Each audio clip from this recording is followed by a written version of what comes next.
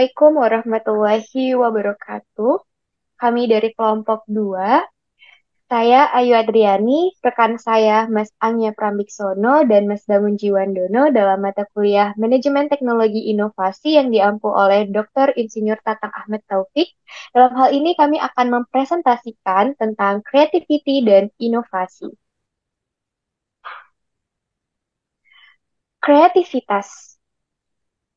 Kreativitas merupakan kemampuan untuk menghasilkan sesuatu hal yang baru, sesuatu yang berharga, dan berbeda.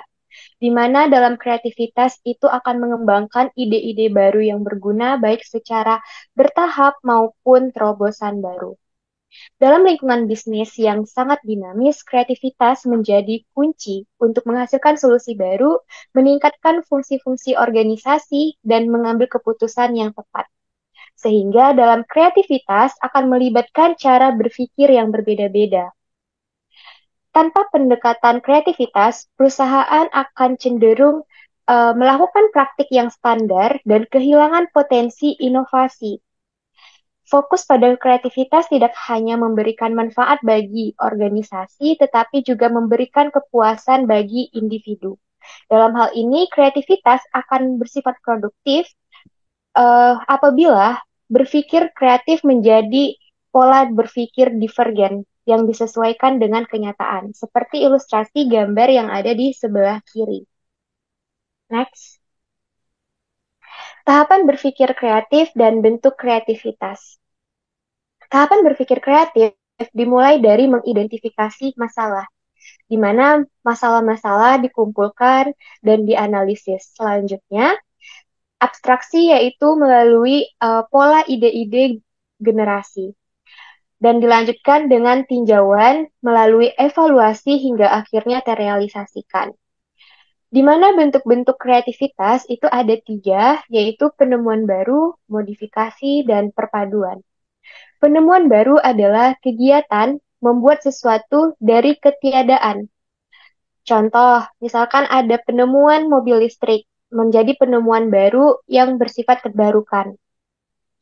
Lalu modifikasi adalah tindakan mengubah sesuatu yang sudah ada, sehingga terdapat menjalankan fungsi dengan lebih baik dan menjalankan fungsi baru, serta tampilan dalam suasana yang berbeda dan dapat digunakan oleh orang-orang baru. Contohnya adalah skuter listrik. Dalam hal ini memodifikasi sifat skuter yang manual menjadi skuter listrik. Selanjutnya adalah perpaduan. Perpaduan merupakan tindakan menghubungkan atau lebih dari satu, di mana sebelumnya tidak berhubungan. Nah, dalam hal ini contohnya adalah motor listrik, di mana menggabungkan fungsi sepeda dan sepeda motor. Bagusnya adalah perpaduan ini akan bersifat memperbaharui kebiasaan masyarakat atau kelangsungan hidup dan kemakmuran, serta kreativitas yang menggabungkan berbagai banyak hal. Next. Proses kreativitas terdiri dari 5, yaitu adalah persiapan di mana semua informasi akan dikumpulkan untuk menetapkan tujuan dari proses kreativitas itu sendiri. Jadi proses persiapan ini merupakan dasar dari kreatif dan inovasi. Selanjutnya, identifikasi ide-ide awal atau inovatif yang menjadikan peluang inovasi dan melakukan komparasi terhadap ide-ide secara kritis, baik itu dengan ide-ide rekanan maupun ide-ide sebelumnya. Lalu tahap inkubasi di mana terjadinya pengembangan dan penyempurnaan ide-ide atau gagasan. Dan terakhir adalah konvergensi, yaitu pemilihan dan penggabungan ide menjadi solusi atau produk yang konkret yang siap dipasarkan atau digunakan. Next. Sifat kreativitas dalam proses inovasi, yaitu kreativitas dalam inovasi akan melibatkan siklus divergensi, yaitu penciptaan beragaman pilihan, dan konvergensi, yaitu penyempitan ide yang terbaik. Artinya pemilihan ide-ide yang terbaik.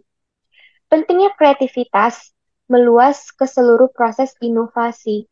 tidak hanya dalam tahap awal pembuatan ide, tetapi juga pada pemasaran, manufaktur, dan operasi lainnya.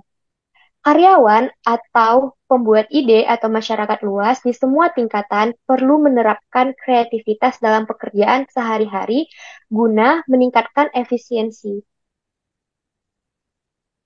Ilustrasi seperti pada gambar di sebelah kiri. Selanjutnya. Selanjutnya akan dilanjutkan oleh rekan saya, Mas Bangun. Selanjutnya untuk teori kreativitas, di mana pendekatan terhadap teori kreativitas itu sangat banyak. Namun, secara garis besar, teori kreativitas dapat dikelompokkan menjadi 4 kategori umum, yaitu teori atribut kreativitas, keterampilan konseptual, teori perilaku, dan teori proses. Di mana bisa dilihat dari gambar sebelah kiri, yaitu gambar 2.2, di mana dua hal yang pertama merupakan sebuah penempatan individu sebagai pusat perhatian mereka. Sedangkan dua bagian terakhir yang ada di sebelah kanan yaitu memusatkan perhatian pada pengaruh mekanisme dan proses organisasi dalam menghasilkan hasil yang kreatif. Itu menurut Gundry dan kawan-kawan tahun 1994. Di mana dengan menggabungkan berbagai pendekatan untuk mengembangkan model inovasi melalui perilaku kreatif. Nah, bisa dilihat di gambar sebelah kiri, itu untuk menghasilkan sebuah perilaku kreatif, itu memerlukan sebuah skill secara konseptual maupun dari atribut atau perilaku dari individunya sendiri. Namun, selain itu juga perlu didukung oleh proses sebuah organisasi. Karena di dalam proses organisasi sendiri, itu ada 3 aspek yang sangat mempengaruhi, yaitu ada edukasi atau pembelajaran, terus ada aplikasi atau pengaplikasian atau implementasi, dan yang terakhir lingkungan dari organisasi sendiri. Itu bisa dilihat dari gambar yang sebelah kanan menurut Gundry dan kawan-kawan tahun 1994. Nah, selanjutnya eh, ada teori komponen yang mempengaruhi kreativitas dan inovasi serta organisasi. Di mana menurut Anne Mabile tahun 1997, teori komponen kreativitas itu dan membaginya menjadi 3 lingkaran untuk lingkungan kerja organisasi dan 3 lingkaran untuk kreativitas individu. Di mana teori ini menunjukkan bahwa lingkungan kerja mempengaruhi kreativitas individu. Seperti kita bisa lihat di gambar, eh, sebuah lingkungan organisasi itu dapat berimpact kepada kreativitas dari sebuah individu ataupun tim yang ada dalam organisasi tersebut, karena di dalam lingkungan organisasi terdapat yang pertama sumber daya. Sumber daya itu baik berupa sumber daya manusianya sendiri maupun sumber daya lainnya yang dapat mendukung kreativitas dari individual atau dari tim yang ada di organisasi tersebut. Yang kedua ada motivasi. Tentunya organisasi tersebut bisa memberikan motivasi atau memberikan dukungan agar individu atau tim yang ada di organisasi tersebut dapat uh, menciptakan perilaku kreatif. Selain itu juga di dalam teori ini difokuskan bahwa lingkungan sosial memiliki dampak yang signifikan pada perilaku kreatif individu, terutama motivasi dalam tugas pekerjaan.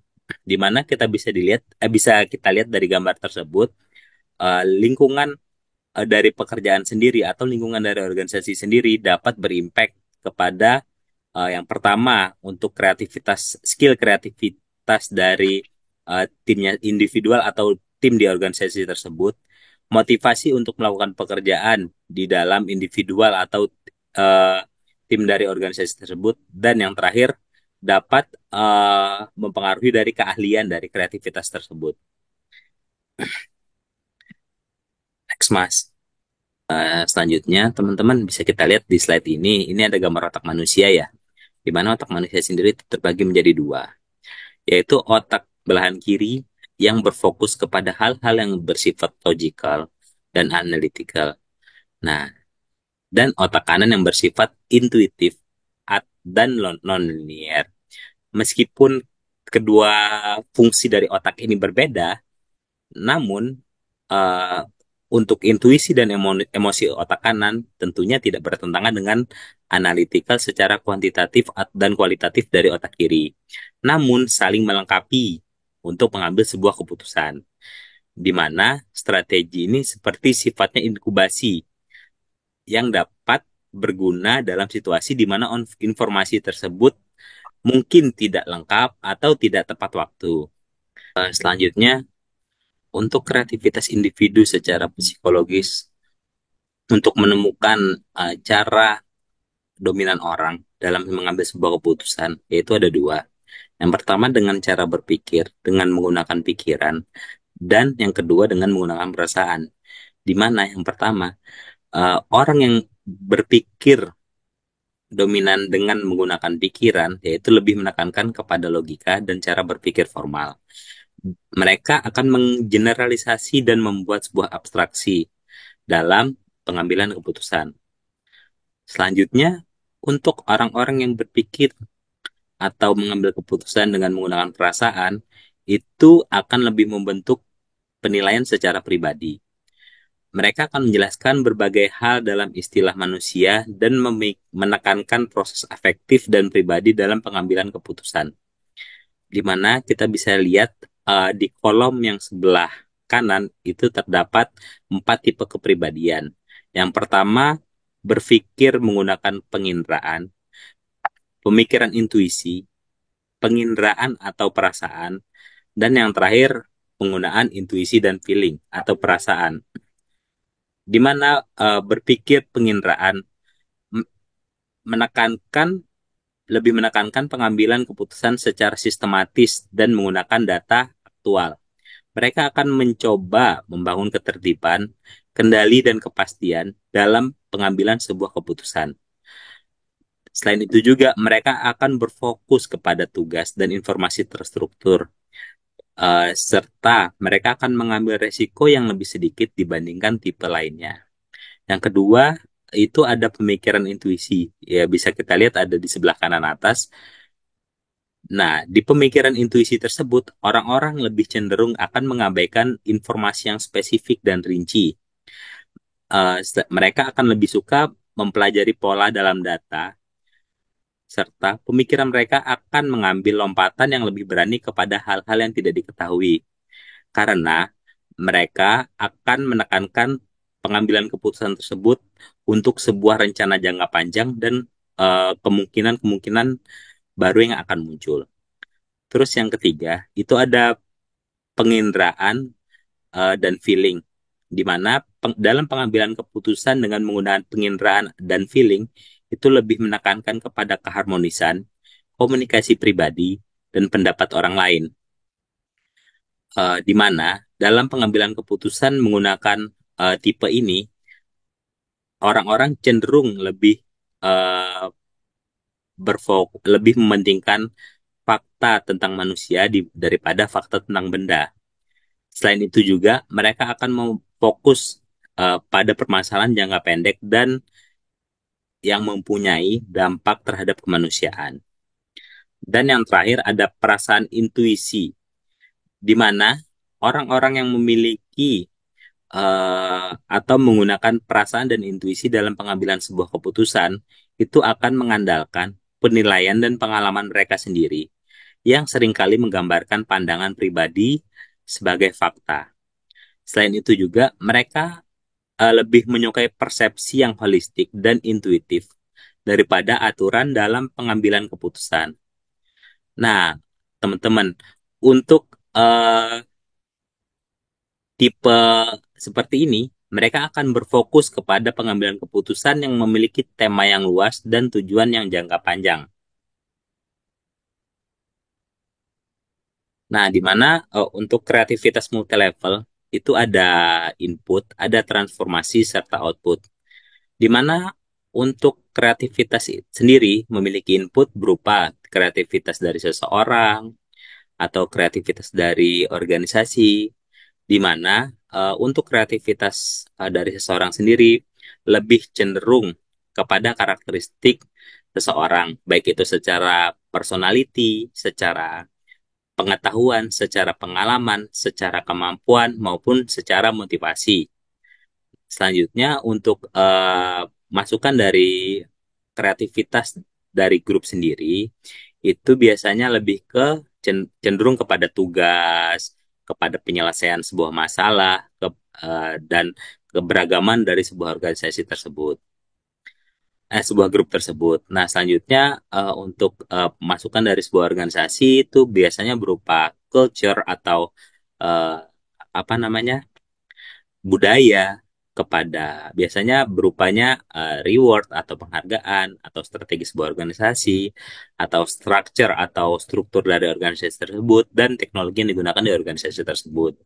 Nah, selanjutnya untuk dalam proses kreativitas itu sendiri itu terbagi menjadi dua, yaitu perilaku kreatif yang dapat dan atau bisa mempengaruhi situasi dari kreativitas tersebut. Di mana situasi kreativitas tersebut itu terbagi menjadi dua, yaitu peningkatan maupun sebuah pemaksaan. Nah, di mana dari proses kreativitas tersebut itu muncul sebuah output, yaitu produk yang kreativitas ataupun kreativitas sebuah organisasi atau produk baru dan lain-lain. Nah, next Mas. Untuk selanjutnya bisa dilanjutkan oleh Mas Anggi ya.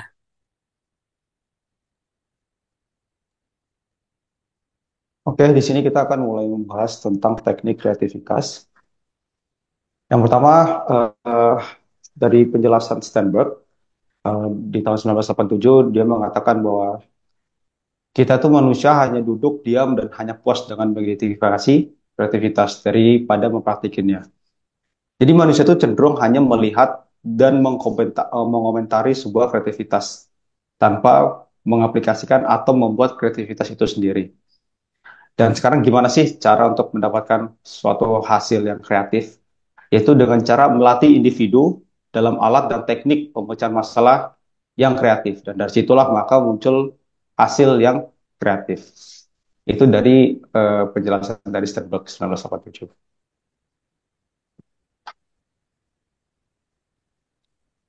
Selanjutnya konsep dan solusi inovatif. Untuk mencapai konsep dan solusi inovatif, itu harus ada alat kreatif atau creativity tools, yang dimana creative tools ini dia terstruktur dan ditujukan untuk individu maupun kelompok. Individu dan kelompok ini akan menggabungkan intuisi mereka, menggabungkan imajinasi mereka, dan menggabungkan pengalaman pribadi mereka, yang dimana ketiga aspek ini akan menciptakan sebuah konsep dan menarik sebuah hasil yang inovatif. Nah, dari situlah muncul konsep dan solusi inovatif. Dan lalu dari teknik kreativitas ini ada target solusi inovatif yang harus dicapai. Apa sih target dari solusi inovatif itu? Yang pertama, targetnya adalah untuk mengurangi biaya dan pemborosan. Yang kedua, untuk pengembangan produk dan layanan baru atau mengupgrade produk yang sudah ada. Yang ketiga, menyelesaikan keluhan pelanggan yang sudah lama ada. Mungkin keluhan pelanggan ini belum juga terselesaikan. Makanya kenapa diperlukan target solusi inovatif untuk menyelesaikan keluhan pelanggan yang sudah lama, dan juga mengurangi atau mereduce siklus waktu, jadi lebih efisiensi waktu dan mengembangkan proses baru. Nah, dari teknik creativity ini ada 4 teknik kunci yang harus dijalankan. Yang pertama adalah brainstorming, yang kedua ada inkubasi, yang ketiga ada metode pemetaan, dan terakhir ada sistem trees. Ya, selanjutnya kita masuk ke metode brainstorming. Metode brainstorming ini dikembangkan oleh Alex Osborne pada tahun 1960, di mana Alex Osborne ini memiliki 4 aturan dalam penggunaan metode brainstorming. Yaitu pertama, tidak boleh adanya kritik terhadap ide apapun. Jadi semua kritik harus disimpan, karena tugas yang dicari saat ini adalah ide sebanyak mungkin. Yang kedua, ide liar itu didorong. Jadi mau ide itu masuk logis atau tidak, itu silahkan dikumpulkan. Jadi tujuan kita adalah mengumpulkan ide sebanyak mungkin. Yang ketiga yang sebelum saya sebutkan tadi adalah kuantitas. Kita mengejar kuantitas ide, bukan kualitas ide. Yang keempat, tidak ada ide kepemilikan, di mana semua ide nanti akan digabungkan dan akan digabung dan dibangun oleh satu dan lainnya. Selain itu, brainstorming juga memiliki kegiatan yang empat kegiatan seperti identifikasi tim yang tepat untuk melakukan sesi brainstorming. Yang kedua, mengumpulkan tim dan klarifikasi topik dan aturan dasar. Yang ketiga, menghasilkan ide itu sendiri. Dan keempat, memperjelas ide-ide dan akhir sesi brainstorming.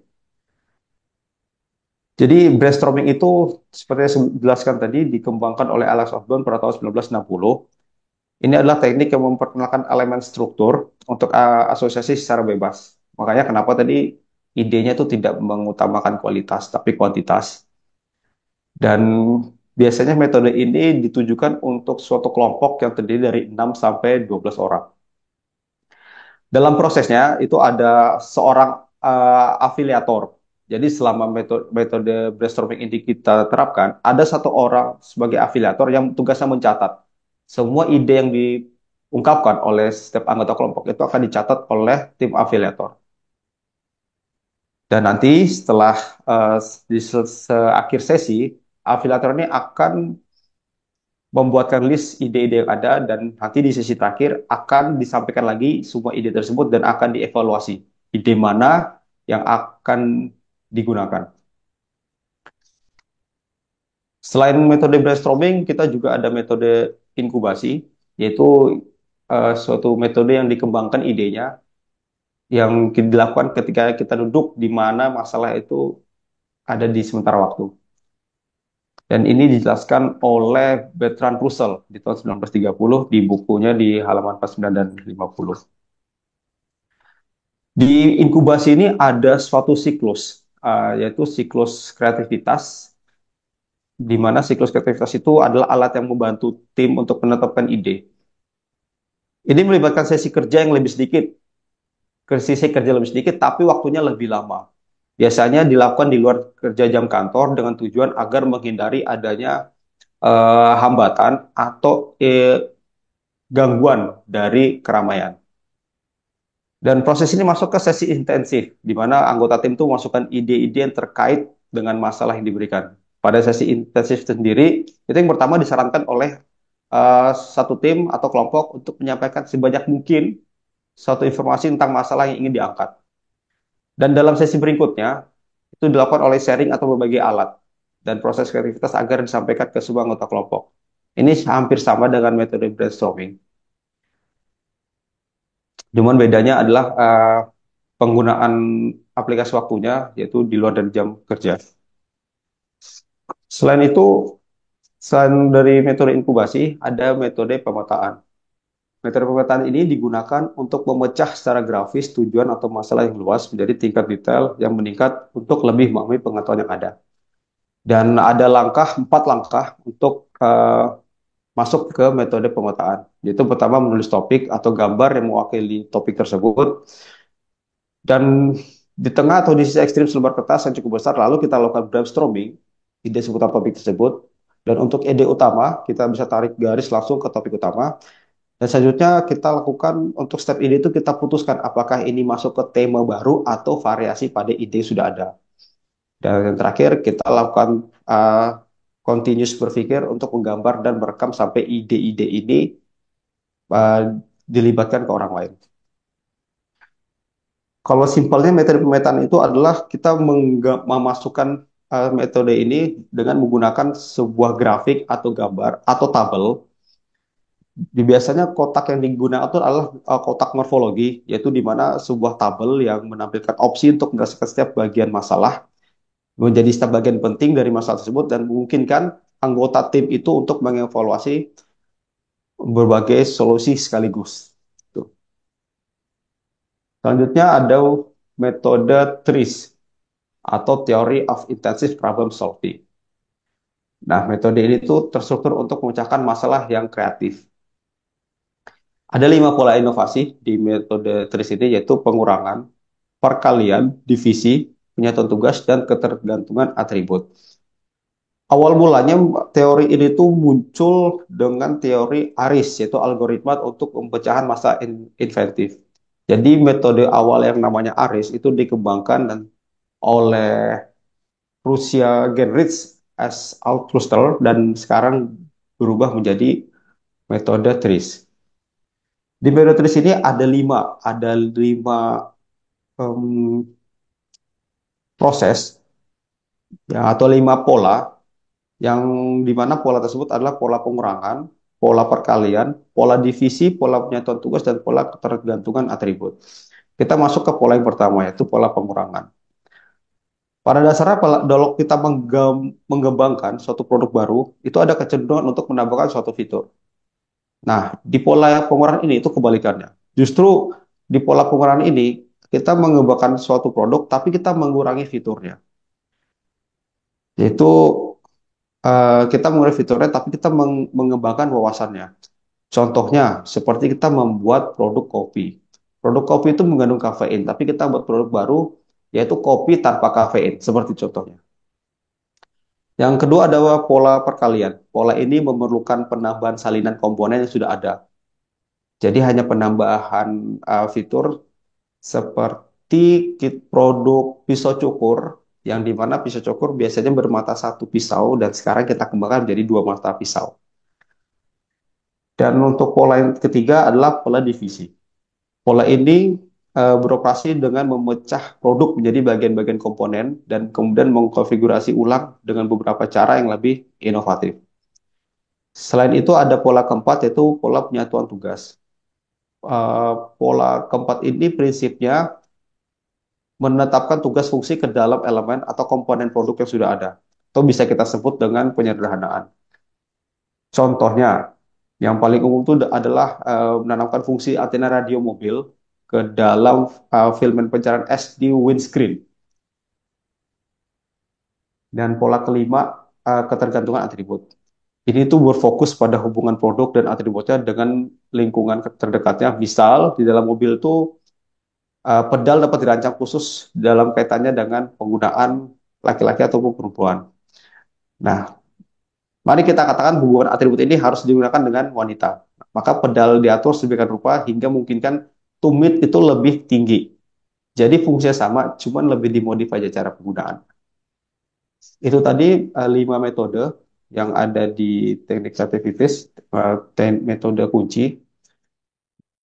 Terima kasih kepada rekan saya, Mas Bangun dan Mas Anya, yang telah menyampaikan presentasi terkait creativity dan inovasi. Anya dan Bangun kerja di Balikpapan, pulang kerja selalu curhat. Silahkan jika ada pertanyaan, tapi singkat saja karena ini bukan sesi curhat. Mentari senja turun tenggelam, hujan turun telah terjatuh. Kami tutup presentasi dengan salam. Wassalamualaikum warahmatullahi wabarakatuh.